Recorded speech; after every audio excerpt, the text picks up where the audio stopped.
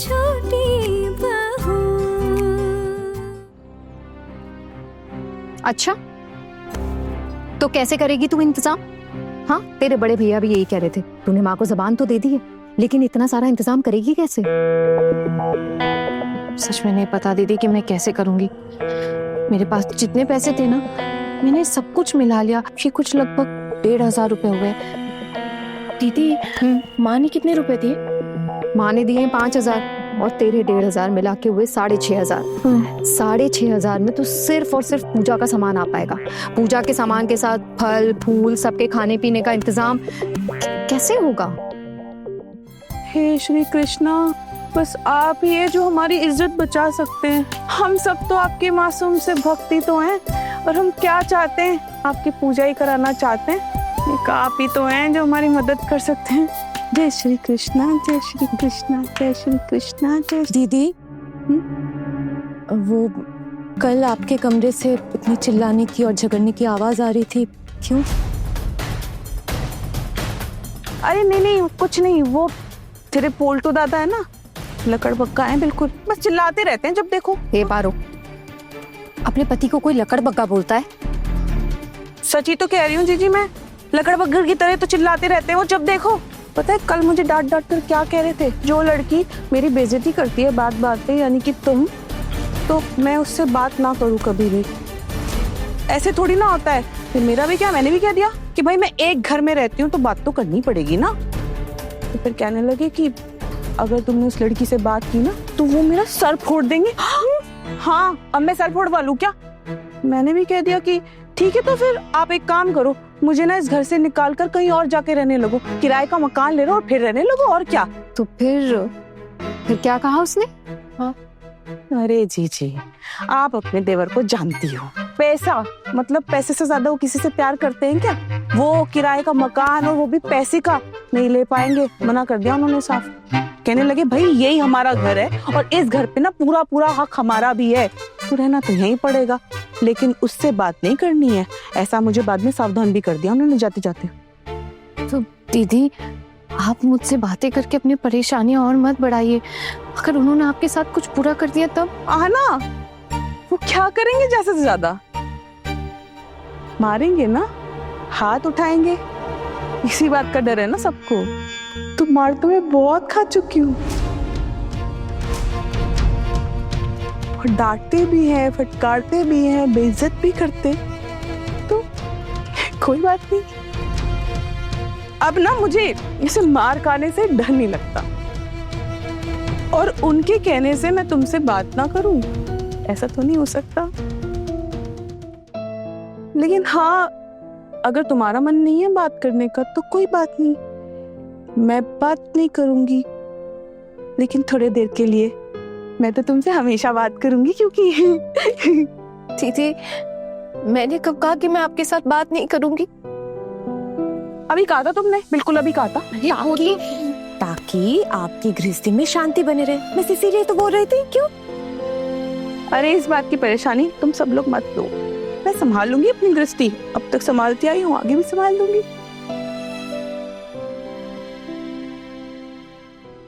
ठाकुर जी। हाँ, तुम तैयार हो? हाँ, आप बताइए किस किस को न्योता देना है? अरे मोहल्ले में सभी लोगों को न्योता देंगे ना, और आपको तो पता ही है बाकी लोग अपने अपने मायके वालों को बुलाने वाले हैं। अब मेरा तो कोई मायका ही नहीं है ना, मैं तो अपने मायके में ही रहती हूँ। लेकिन भाभी, एक बात पूछना चाहती थी, आप मेरी तरफ हो ना? बिल्कुल ठाकुर जी, आप ही की तरफ हो। अब भला किसके पास जा सकती हूँ अभी? जिनको इतने दिनों तक मानती आई, उन्होंने तो एक पराई लड़की के हाथ में पूरी गृहस्थी की कमान थमा दी। अब इसका गलत असर तो हमारी बहुओं पर भी पड़ेगा ना। अब ये सब देखकर चुप तो नहीं बैठ सकते। आपको पता है ठाकुर जी, मैंने तो टुकुन को साफ साफ कह दिया कि इस बार जब काम पर वापस जाए तो अपनी बीवी को साथ लेकर जाए। आपका दिमाग खराब हो गया भाभी? अरे बहू को कोई अपने बेटे के पास छोड़ता है क्या? हाँ, फिर आपका बेटा आपका रहेगा क्या? अरे आपके पास आपका बेटा लौटेगा भी नहीं, समझ रही है मेरी बात? आपने मेरे बेटे को देखा है ना, कैसे संभाल की कमान बनाकर रखता है अपनी बीवी पर।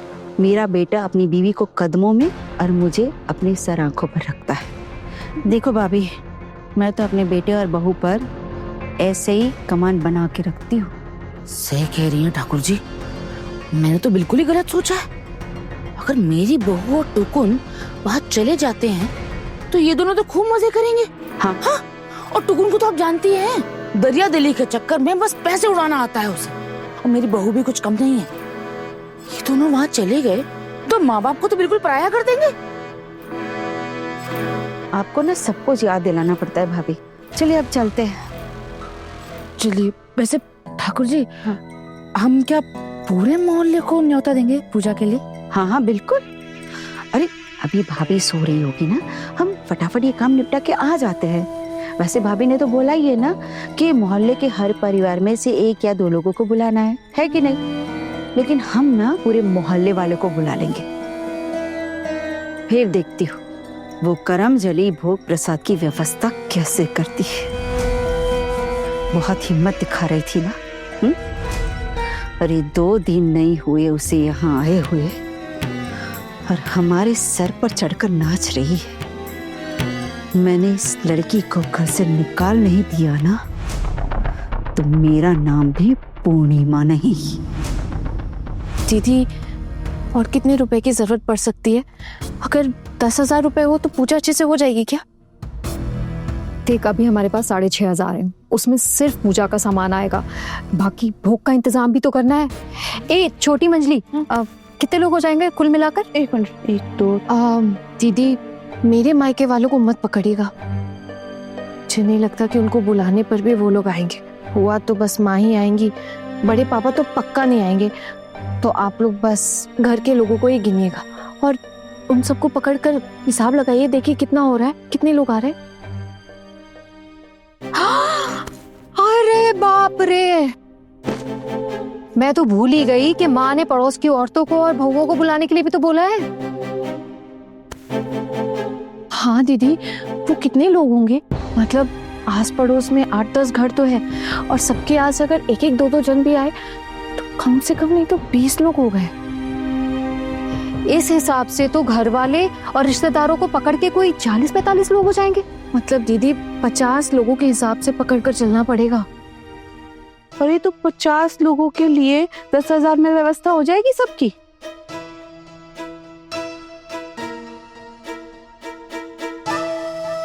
वैसे एक रास्ता है पर मोहल्ले में करने में ना डर लग रहा है। क्या क्या? हाँ दीदी बताइए ना। अरे नहीं कुछ नहीं। शायद मैं समझ गई, आप वो किरवी मासी की बात कर रही हो ना? किरवी मासी? हाँ, ये किरवी मासी कौन है?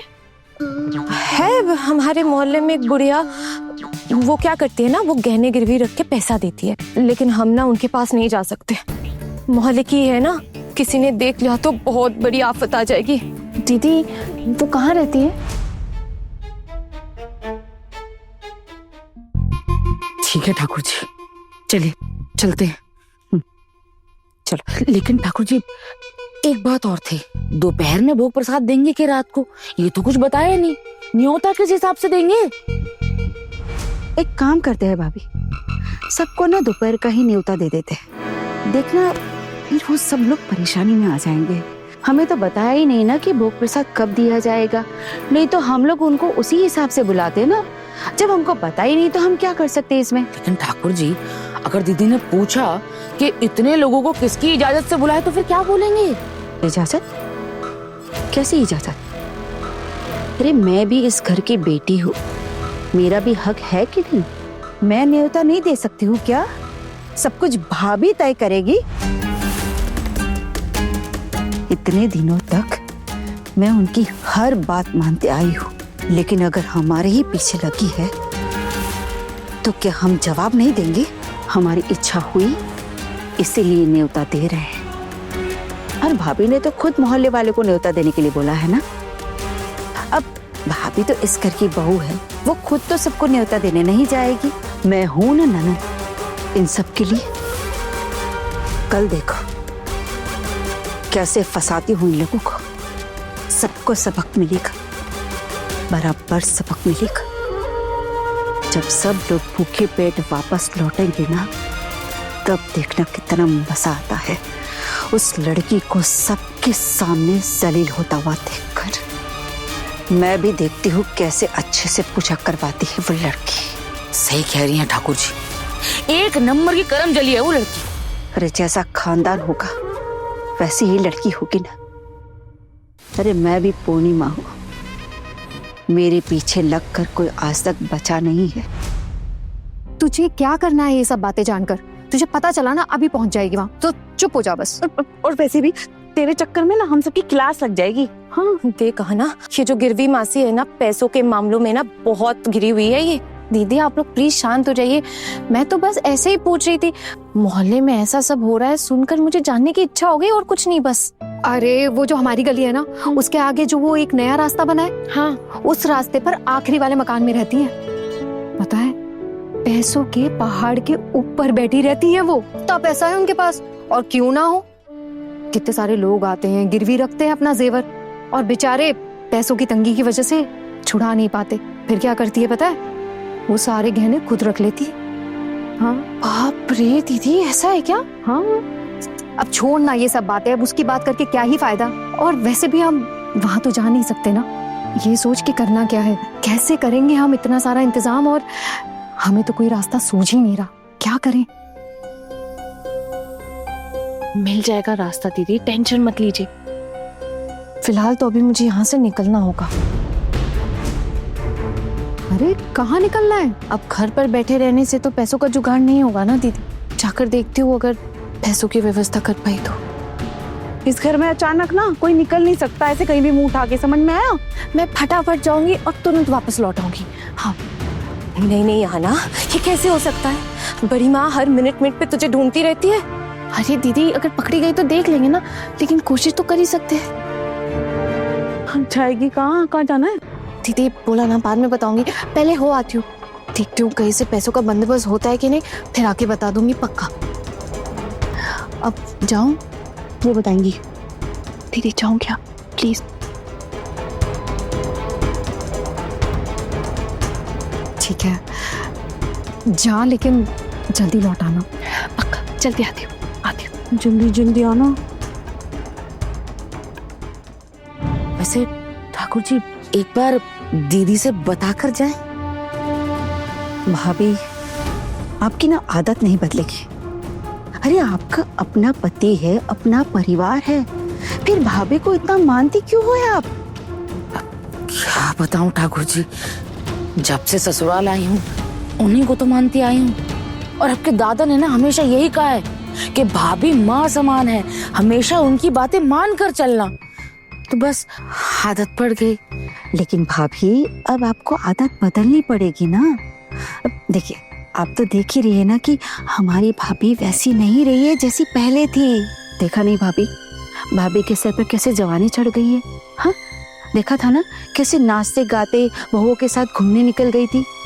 और सिर्फ उनकी बहुओं के साथ नहीं, हमारी बहुओं को भी लेकर गई थी। और हमसे एक बार इजाजत लेना भी जरूरी नहीं समझा था। कैसे बहुओं को सर पर चढ़ा रखा है, देखा है ना आपने। और उन सबकी सरदार वो चुड़ैल छोटी बहू है।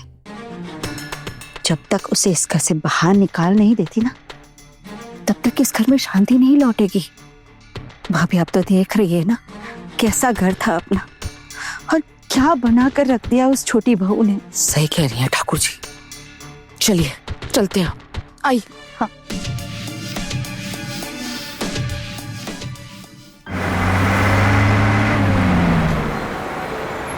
क्या रे, अभी तक तेरे पैसे नहीं आए? एक हफ्ते में बोला था ना पैसे देने के लिए, पर अभी तक तू लेके नहीं आया ना। ठीक है, अब तू गहनों के बारे में भूल जा, समझा? तू फोन रख। हाँ कौन है? अंदर आऊं? आओ। जी मैंने सुना है कि आप गहने गिरवी रख के ब्याज पे पैसे देती है। हाँ क्यों, कौन हो तुम और क्या चाहिए तुम्हें? मासी जी देखिए, मैं बहुत बड़ी परेशानी में हूँ। मुझे जब आपके बारे में पता चला ना, मैं मन में उम्मीद लिए दौड़ी दौड़ी चली आई। कौन हो तुम और तुमने घूंघट क्यों डाला हुआ है? वो हमारी नई शादी हुई है ना, इसीलिए घूंघट डाला हुआ है। क्या तुम इसी मोहल्ले की हो? नहीं नहीं नहीं नहीं नहीं, मैं इस मोहल्ले में नहीं रहती हूँ। मैं तो वो बगल वाला पाड़ा है ना, वहाँ रहती हूँ। वो सामने जो गली है उसके पार जो वो घोष पाड़ा है ना, वहाँ से आई हूँ। वहाँ के लोगों ने आपके बारे में बताया कि आप गहने गिरवी रख के पैसे देती हैं, तो बस इसलिए यहाँ आ गई। अच्छा, अचानक गहने गिरवी रखने की क्या जरूरत पड़ गई? तुम्हारी तो उम्र भी ज्यादा नहीं दिख रही है, ऐसी क्या परेशानी आ गई? कहीं अपनी घर गृहस्थी छोड़कर भागने का इरादा तो नहीं है? हाँ, दुक्का दुक्का, छी छी छी छी छी, ये क्या बोल रही हैं मासी जी? सच में मेरे घर गृहस्थी में ना बहुत बड़ी परेशानी है, इसलिए तो आना पड़ा, वरना मैं क्यों आती? इसीलिए आई हूँ मैं यहाँ पे। मेरे घर में ना सच में बहुत बड़ी दिक्कत है अभी। अरे बेटा, ये डायलॉग सुनते सुनते ना तो मेरे तो बाल ही पक गए हैं। सब यही बोलते हैं। नहीं नहीं नहीं मासी जी, मैं बिल्कुल सच बोल रही हूँ। सच में मुझे बहुत बड़ी दिक्कत है, मेरे घर में बहुत बड़ी आफत आ गई है। अब आप ये सब छोड़िए ना, मैं ना ये गहने देखिए, और अगर आपको पसंद आए ना तो फिर आप रखिएगा। दीजिए, देखिए।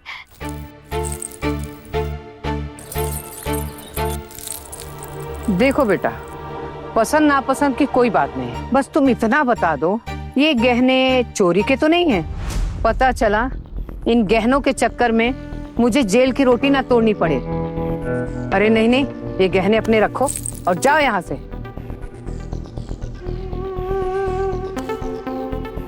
जी मासी जी, ये क्या बोल रही हैं आप? देखिए, मैं अच्छे घर से हूँ, अब अचानक पैसों की जरूरत पड़ गई इसीलिए यहाँ आना पड़ गया, वरना और कोई बात नहीं थी। मेरे जो पति है ना, उनके ऑफिस के ना कुछ पैसे पड़े हुए थे, अब वो अचानक चोरी हो गए।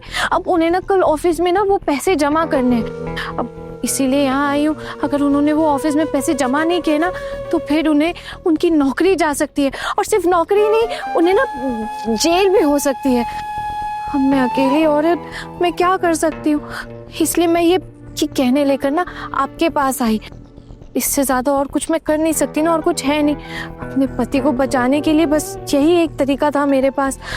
अब अगर आप अपने पास ये गहने गिरवी रख लेती तो आपकी बहुत बहुत मेहरबानी होती। अरे धीरे धीरे तो वंदे भारत की दौड़ लगा दी तुमने तो। अच्छा ये बताओ, पति का नाम क्या है? पति का पति का नाम मृत्युंजय दास। ये नाम सुना सुना लग रहा है। नहीं नहीं नहीं नहीं, आपने ये नाम नहीं सुना होगा। तो तुम अपना ही नाम बता दो गुड़िया। जी, आना सेन।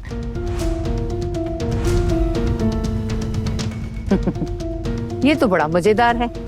पति मृत्युंजय दास और पत्नी आना सेन। दास और सेन, ये कुछ जोड़ी तो जम नहीं रही है। ये कैसे हो सकता है? झूठ बोल के पैसे लेने आई हो ना? जरूर है चोरी के गहने हैं, तभी तुम झूठ बोल रही हो। सच बता। अरे मासी जी, आप क्यों मुझे बार बार चोर बुला रही हैं? ये मेरी शादी से पहले का नाम था, मतलब मायके का सरनेम है। उसके बाद ऐसे बोलते बोलते आना सेन आदत पड़ गई ना, इसलिए मुंह से यही निकल गया। हमारी लव मैरिज थी ना, इसलिए। ओह, अब समझ में आया, ये बात है। इसीलिए तुम अपने मायके वालों से भी इस वक्त पैसे नहीं मांग रही हो। हाँ जी, बिल्कुल सही कहा आपने, यही तो बोल रही हूँ मैं। अच्छा, ये गहने तुम्हें किसने दिए? अब ये गहने तो मुझे मेरी सासू माँ ने दिए थे, मेरी आशीर्वादी के वक्त। अच्छा, कितना है ये? ये तो आप वजन करके देख लीजिए कितना होगा। मेरे हिसाब से तो 2 तोला होगा लगभग। आप एक बार वजन करके देख लीजिए ना। ठीक है, देखकर बताती हूँ।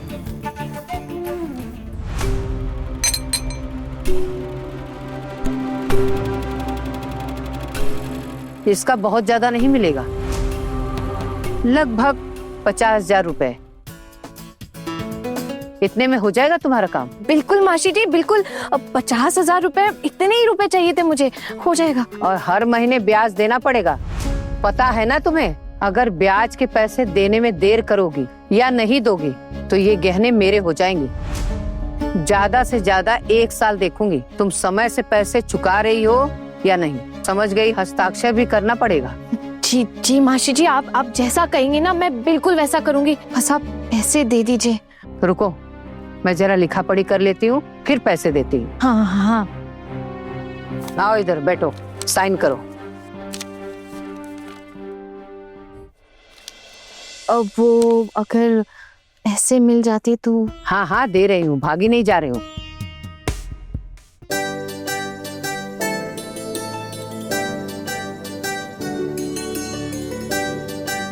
ये लो। और हाँ, महीना शुरू होने में सिर्फ 2 दिन बाकी हैं।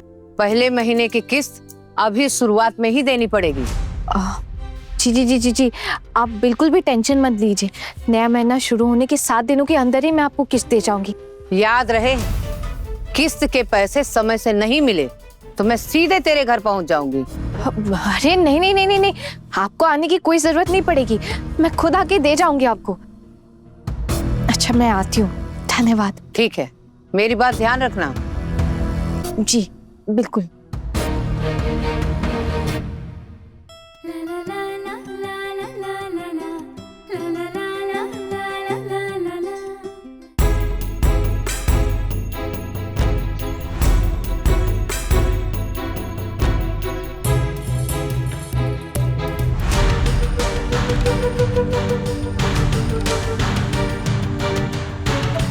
ये लड़की इतनी जानी पहचानी क्यों लग रही है? चेहरा घूंघट से छुपाया हुआ है, लेकिन मुझे लग रहा है कि मैं इसे जानता हूँ। अरे अरे अरे, ये तो हमारे घर की छोटी बहू लग रही है।